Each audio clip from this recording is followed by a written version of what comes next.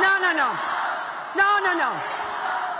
No, look, there's a lot we need to do, and I understand that Donald Trump and his supporters are getting really nervous, and they have a good reason to be. Well, that was a scene in Carson City, Nevada last night when a Trump supporter interrupted Massachusetts Senator Elizabeth Warren's campaign rally. When asked later if she agreed with the crowd's "lock him up" chant, she called impeachment, quote, a serious constitutional undertaking and said that we need to treat it with seriousness. And 25 miles south in Reno, Joe Biden offered a rebuttal to President Trump's accusations of corruption over his son's role on the board of a Ukrainian natural gas company. The truth doesn't matter to Donald Trump. It never has, and it never will, which is why I don't think the American people are going to believe him. The American people know me, and they know him. And I'll put my integrity of my whole career of public service to this nation up against his long record of lying, cheating, and stealing any day of the week. CBSN political contributor Sean Sullivan joins me now. He's a national politics reporter at The Washington Post. So, Sean, I want to ask you about this. 43% of voters across parties say that the president probably did put pressure on Ukrainian officials to get them to not investigate his son's business dealings. So we know this is not the case, but what risk does that pose to Biden's campaign if he wants to be the nominee at this point? Well, a lot of Democrats I talk to believe it does still pose a political risk, even if Joe Biden is facing attacks from President Trump and from his allies that are baseless, that are not rooted in fact. And indeed, he is facing many of those attacks right now. There is a worry that it could still take its toll. We've seen this play out in past campaigns where the other side, where President Trump and his allies will launch attacks on social media, through other mediums, where they will go after opponents and say things that are not based in truth, that are not based in fact.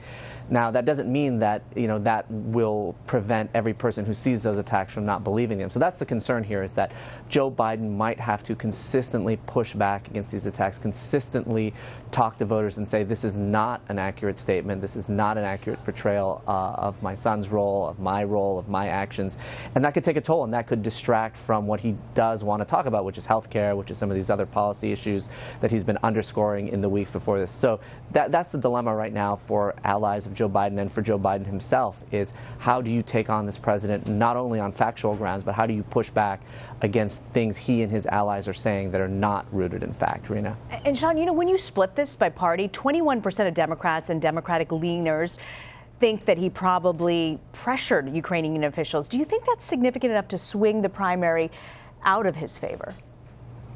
Well, it's too early to say right now, and we'll see, particularly in the next debate, whether this comes up as an issue, how he addresses it, whether any of his opponents are willing to talk about this in a bigger and more substantive way. But certainly it is something to watch right now, and clearly the Biden campaign and Biden himself are aware of the political implications here, and that's why we're seeing him push back so forcefully against these claims from President Trump and his allies. That's why you're seeing him dedicate time in these speeches, at these campaign rallies, to talking about this. They understand that they need to be forward-leaning and push back on this stuff, and they can't just ignore it in the coming weeks. I want to turn back to Elizabeth Warren and the lock her up chants that happened at Warren's rally. When you look at Democratic voters, are they hungry? Are they eager for impeachment against President Trump?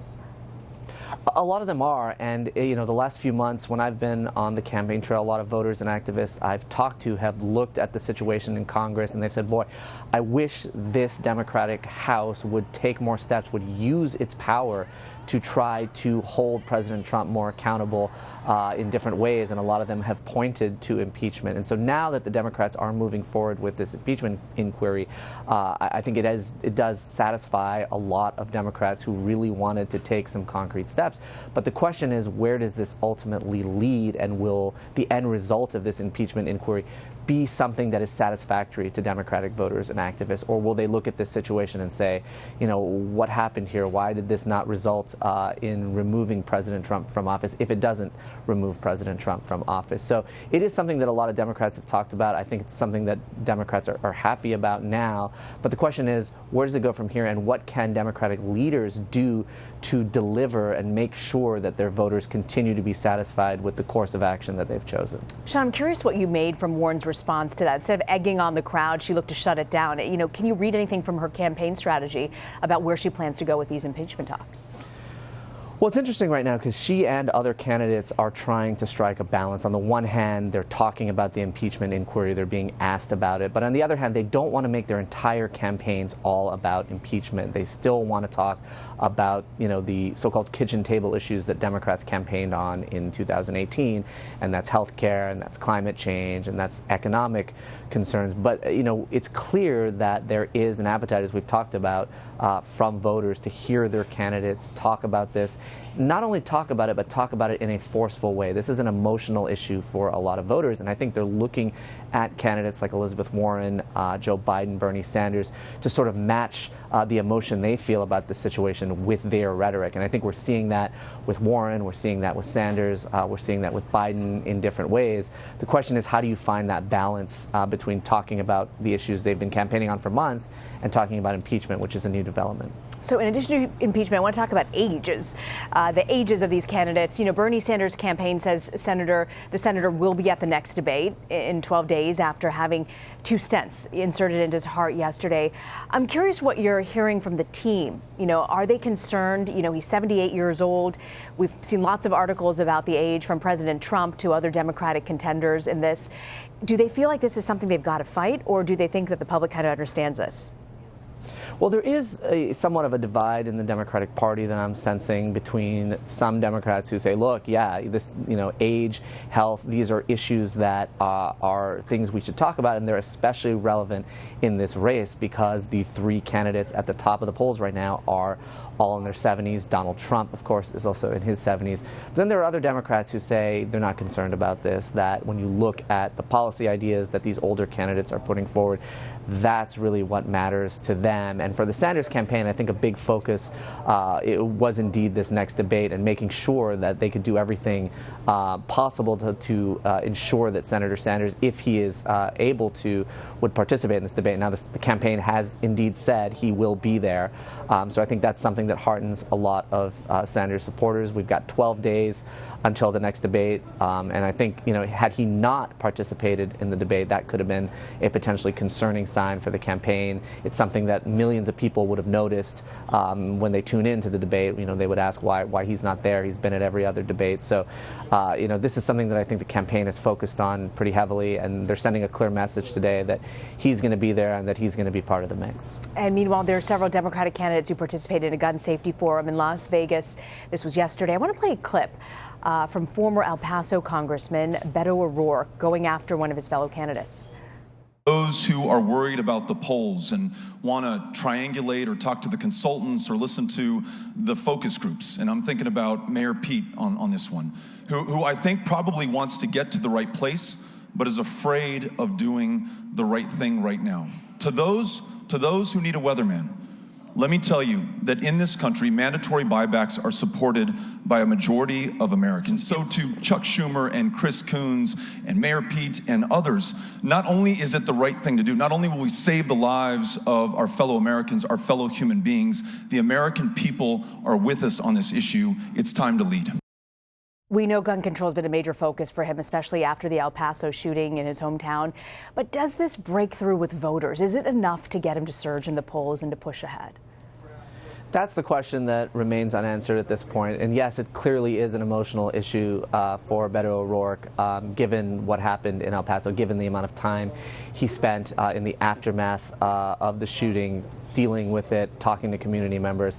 And this is something really to watch, again, as we move towards that next debate, is the divisions in the party. Because right now it seems like there's a debate happening about how far to go with new gun safety measures. It seems like there's a lot of agreement among the Democratic candidates and among Democrats in Congress that something needs to be done on gun safety. New laws need to be put in place. But the question now is, how far should Democrats go? And he wants to go farther than not only some Democrats in Congress, but also some of his Democratic opponents. And he named one of them, Mayor Pete Buttigieg, yesterday, which is pretty striking. So we might see some clashes coming up in this debate as to whether this is something that emerges as a big issue in this primary. It's hard to say at this point because there's so much else going on. We just talked about the impeachment inquiry. There are daily developments when it comes to President Trump. There are other debates happening in this race on health care and on other issues.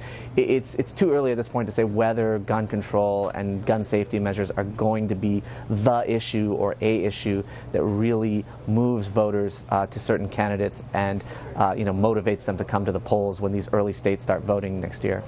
Before you go, an impossible question, Sean. Can you give me a date when we'll know who the Democratic nominee is? That is an open question at this point. I mean, we may not know for a very long time, and a lot of Democrats are bracing for a really, really long race, potentially, that might drag into not just early next year, but potentially, beyond Super Tuesday. So we'll see at this point. It looks like a lot of these candidates are raising the money to stay in this race, even if they are not in the top tier. We'll learn more when these fundraising reports come out, but a lot of Democrats bracing for a really, really long race right now. Yeah, you can tell so much from those fundraising numbers and enthusiasm. I want to thank you so much, Sean Sullivan, for joining us from the Washington Post. Thank you, Rena.